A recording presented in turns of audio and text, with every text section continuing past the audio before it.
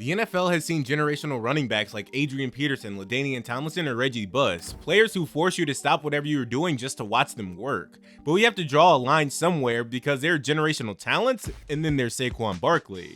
It's not just about the raw talent, even though the games make a massive argument for him, but it's about the way his entire career arc has unfolded so far. The things he's been through so far and how he fought all the way back on the other side creates a different type of argument for him versus the other legends. Saquon was born in the Bronx, but early in his life, his family moved to Lehigh Valley in Pennsylvania, and that's where he really transformed into the football player we know today. Coming out of Whitehall High School, he had every major offer you could possibly imagine from schools like Notre Dame and Pittsburgh, yet he chose to stay close to home and play for Penn State. That decision to stick to his roots tells you a lot about his character before he even took a snap. The competitive DNA was already in his blood long before he ever stepped foot onto a college field. His father, Ali Bey Barkley, was a boxer, and his great-uncle, Iran Barkley, was a WBC middleweight champion, which means there's a massive difference between athletes who have to learn how to compete and those who are literally built for it. Saquon never needed to learn that fire because it was already there. During his freshman year in 2015, he immediately broke the Penn State freshman rushing record by putting up 1,076 yards on the ground. The last true freshman to hit those kind of numbers for the Lions was DJ Dozier all the way back in 1983. In just one season, Saquon walked into a massive Power 5 program and instantly became the most dangerous offensive player on the roster. His sophomore year saw him jump to an entirely different level of dominance. He racked up 1,496 rushing yards and 18 touchdowns. He racked up 1,496 rushing yards and 18 rushing touchdowns, finishing with 22 total scores on the season. That performance earned him the Big Ten Offensive Player of the Year award, making him the first sophomore in the history of the conference to ever win it. He wasn't just the best running back in the room, he was the best player in the entire conference as a 19-year-old.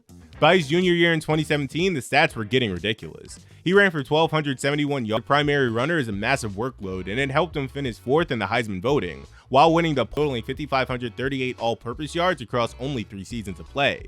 This is the point where the generational label stops being a media narrative and becomes a technical fact based on his NFL Combine performance. He weighed in at 233 pounds and still managed to run a 4.4 40-yard dash, which is a combination of size and speed that simply shouldn't exist. He added a 41-inch vertical jump and 29 reps on the bench press to that resume, proving those numbers were elite for any position on the field, not just a running back. By then, the Saquads nickname was already a staple of sports culture because his training footage had gone viral, and the Combine only confirmed that he was not a normal human being. The thing about watching Saquon at Penn State was that you weren't just looking at a prospect who might eventually be good. You were watching a kid who was already doing things that broke every reasonable frame of reference for how a running back should play the game. The 2018 NFL Draft stands out as one of the best and most QB-heavy dependent drafts we've seen in a long time. But somehow, Saquon went second overall amidst all of that. Cleveland took Baker Mayfield first overall, the Jets grabbed Sam Darnold at 3, and the Bills moved up to snag Josh Allen at 7. Arizona went with Josh Rosen at 10, while Baltimore waited until the end of the first round to trade back up and take Lamar Jackson at 32. With 5 quarterbacks going in the first round, the massive debate leading up to draft night was whether any of those passers were good enough to justify passing on the best overall prospect in the entire class. That prospect was Saquon Barkley, and the New York Giants decided to take him with the second overall pick. Giants GM Dave Gettleman didn't hold back when he explained why they made the move, famously saying that Saquon was touched by the hand of God right after the selection was made. This wasn't some carefully worded front office statement designed to play it safe, but rather the words of a man who genuinely believed he just drafted a talent the league hadn't seen in decades. Gettleman repeatedly used the term generational talent to describe him, and for a GM who had been around the league for 40 years, that's not the language he threw around for just anyone. However, the second Saquon's name was called, the counter-argument began to roar. You just spent the second overall pick in the entire draft on a running back, a position the rest of the league had spent the previous 10 years devaluing. Teams were finding productive starters in the 3rd and 4th rounds every single year, so critics immediately questioned why the Giants would spend that much draft capital on a runner. When you look at the elite players who came off the board right after him, the decision looks even more massive. Quentin Nelson went 6th overall and became one of the best guards in NFL history, while Roquan Smith went 8th and turned into a perennial all-pro linebacker for years. Derwin James went 17th and established himself as one of the best safeties in the league, yet the Giants still chose Saquon at 2 because he graded out so much higher than everyone else. The weight of that pick was enormous before he ever played a snap in the NFL. He didn't just have to be a great running back, he had to be so dominant that the Giants passing on 4 potential franchise quarterbacks looked like the right move in hindsight. That's a heavy standard for any player to carry, and it's a burden almost no other player in recent draft history has had to deal with from day one. Saquon's rookie season delivered on everything that Gettleman had promised, and then some. He put up 1,337 rushing yards and 721 receiving yards, totaling 15 touchdowns and over 2,000 yards from scrimmage.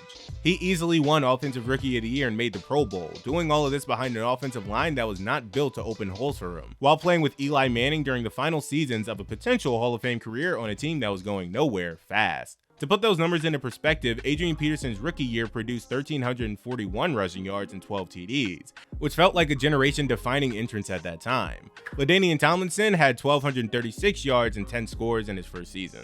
And while both of those are legendary campaigns, Saquon matched that production while adding a receiving dimension that neither of those backs had in year one. The argument for him being the most complete running back of the modern era was right there in the box score for everyone to see. During the 2019 season, a high ankle sprain cost him 3 games, though he still finished with over 1,000 yards and 13 starts. Then the 2020 season happened, and in a Week 2 game against Chicago, Saquon tore his ACL. His season was over before it really even got started, with only 34 yards to his name, and he spent the rest of the year rehabbing while the Giants struggled to a 6-10 record. The what-if version of his career really started at that moment, not because the injury defined who he was, but because it was the first real sign that the team around him was never going to be the right fit for his talent. His comeback in 2021 was honestly difficult to watch if you remember how explosive he looked in 2018. He finished with only 593 rushing yards while clearly working back his way to full strength. And the organization had so much instability that trade rumors actually started to circulate. It's remarkable to think that people were genuinely discussing whether the Giants should move on from a 24-year-old former number 2 overall pick. And the situation got so loud that Brian Daboll, the coach, and Joe Schoen, the GM, reportedly had to reach out personally to reassure him that he was still in their plans. Barkley finally looked like himself again in 2022 and put together what was probably his best overall season as a Giant. He racked up 1,312 rushing yards and 10 touchdowns while leading the team to their first playoff appearance of his career. During that season, he told the media the player they drafted is still there, and that line landed with a lot of weight because everyone knew what he was responding to. But the 2022 season also showed the ceiling of that specific Giants roster. They managed a playoff win but then got blown out by Philly, and it was clear that the offensive line was not built for success. Daniel Jones signed a massive contract extension that offseason but only played 8 games before tearing his ACL the following year, leaving the organization in another full reset while Saquon was stuck on a franchise tag worth $10.1 million. In 2023, he ran for 962 yards in 14 games before another high ankle sprain cut his season short. When free agency opened in early 2024, the Giants didn't even bother making a real long-term offer, and Saquon later described that final phone call with Joe Schoen as feeling disrespectful. He said it very plainly after that conversation that his time in New York was officially done. After 6 seasons and only 1 playoff appearance on a team that went 34, 64, and 1 over that stretch, Saquon left New York as the 4th all-time leading rusher in franchise history. He had 1 playoff win and 2 Pro Bowls to show for it, and a certain part of the media had already started writing the end of his story. But they were wrong.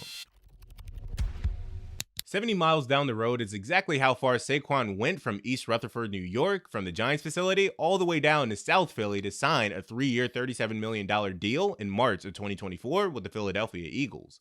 With $26 million fully guaranteed at signing, those 70 miles changed the entire trajectory of his career. The geography matters here, and it's not just because he stayed in the same division. Saquon grew up in Copley, Pennsylvania, which is about an hour outside of Philly, and his family never actually left the area.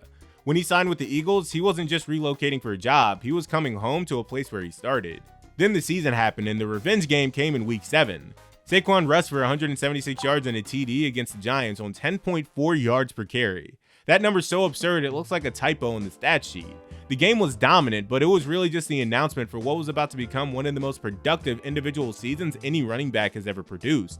He finished the regular season with 2,005 rushing yards on 345 carries across 16 games. Averaging 5.8 yards per carry with 13 rushing touchdowns, he became the 9th player in NFL history to hit that 2,000-yard mark. He joined a list that includes Eric Dickerson, Derrick Henry, Barry Sanders, Adrian Peterson, and others. And all of those people are the names that define the absolute ceiling of the position. The number that actually stops you when you look at the 2024 Eagles is that Saquon accounted for 34.8% of Philly's total offense. We aren't just talking about a lead rushing attack here, but the total offense for a Super Bowl team. In the midst of an insane season, the backwards hurdle against Jacksonville had everyone watch 4 or 5 times before their brain actually accepted what they were seeing. That's a rare category of play where the athletic execution is so far outside what's normal that it stops being about football and becomes something else entirely.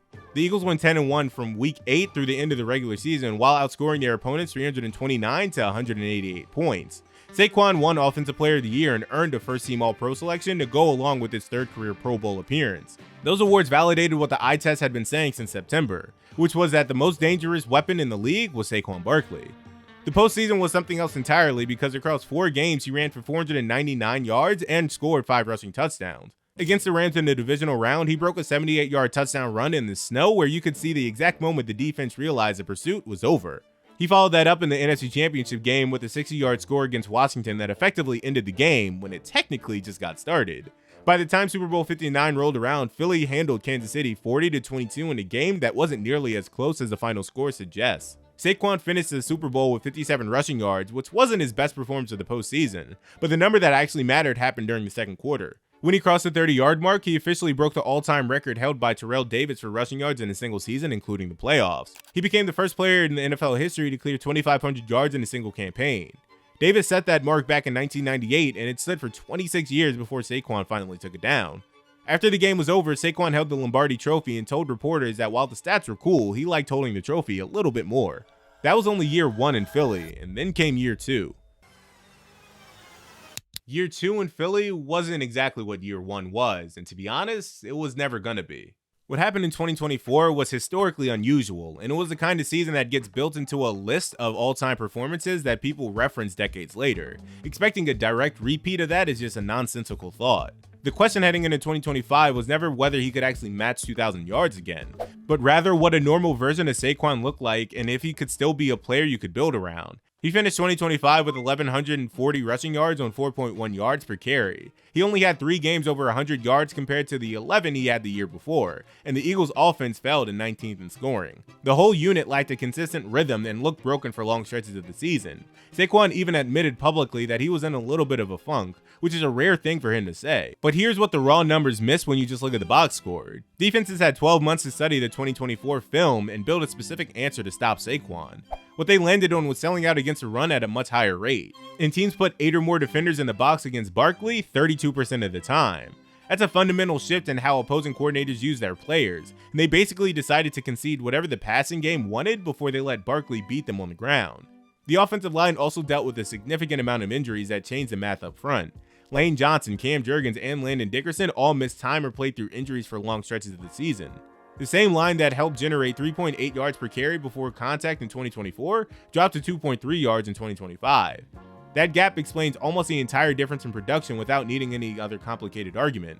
Even with those struggles, he still totaled over 1,400 yards from scrimmage for the season. A down year for Saquon Barkley still clears a threshold that represents career years for most other backs in the NFL. Heading into 2026, the team has a new offense coordinator in Sean Mannion, and Saquon has publicly stated that he feels refreshed. That's a specific word he used to describe his mindset, refreshed, and that should be a warning for the rest of the league. We need to be honest about how we use the term generational talent, because that phrase gets thrown around so much, it's starting to lose its meaning a bit. Reggie Bush held that title when he left USC, and Adrian Peterson carried it out of Oklahoma, while LT earned that title and spent a decade proving the scouts were right. The NFL hands out that designation as generously as Pro Bowl invites, and the truth is they give it to the wrong people typically. What separates Saquon from that group isn't just about his peak performance on the field. Adrian Peterson put up 2,097 yards to win the MVP in 2012, which is the closest parallel to what Saquon just did, and that season deserves every bit of respect it gets. LaDainian Tomlinson also had a legendary run in 2006, with over 1,800 rushing yards and 28 TDs on a team specifically built to highlight his skills. Those are massive seasons from all-time greats, so the argument here isn't that Saquon did something those legends were incapable of doing. The real point is that he reached those heights under conditions those other guys never had to survive. Tomlinson played his best football behind one of the elite offensive lines in the league with a steady quarterback managing the game around him. Peterson had his best years in Minnesota with a defense that kept games close and took the heavy lifting off the offense. Neither of those guys spent 6 years on a team that won fewer than a third of its games, and they never had to recover from a torn ACL on a roster that was already falling apart. Neither of them watched their franchise let them walk away without a long-term offer, only to have to go prove their worth all over again with a new team early in their career. The conditions of the games matter because football is the ultimate team sport where stats never happen in a vacuum. What he produced in Philadelphia doesn't look like a player who finally found a lucky system that worked for him. It looks like a player who was always capable of this dominance but finally found a structure that could actually support the weight of his talent. People called him underwhelming and labeled him an injury-prone bust before his original team hit him with the franchise tag and they ignored him in free agency the following year. Then he moved 70 miles down the road and became one of the most productive running backs in a single season in the history of the league. He did almost all of that at 27 years old while playing for a division rival. The debate over positional value and whether you should ever draft a running back at number 2 was never really about Saquon as an individual. That was always a structural argument about how teams should actually spend their money and draft capital. Barkley became the strongest evidence against that line of thinking because he's the only back to ever pair 2,000 rushing yards with a Super Bowl ring in the same year. The position stays devalued until a player comes along and makes that entire philosophy look foolish, and that's exactly what happened in 2024. Generational talent show up in this league every few years, but Saquon Barkley is the only one who had to earn that title twice. So there you have it. Subscribe if you're new, and watch this next video if you haven't already. Thanks for watching.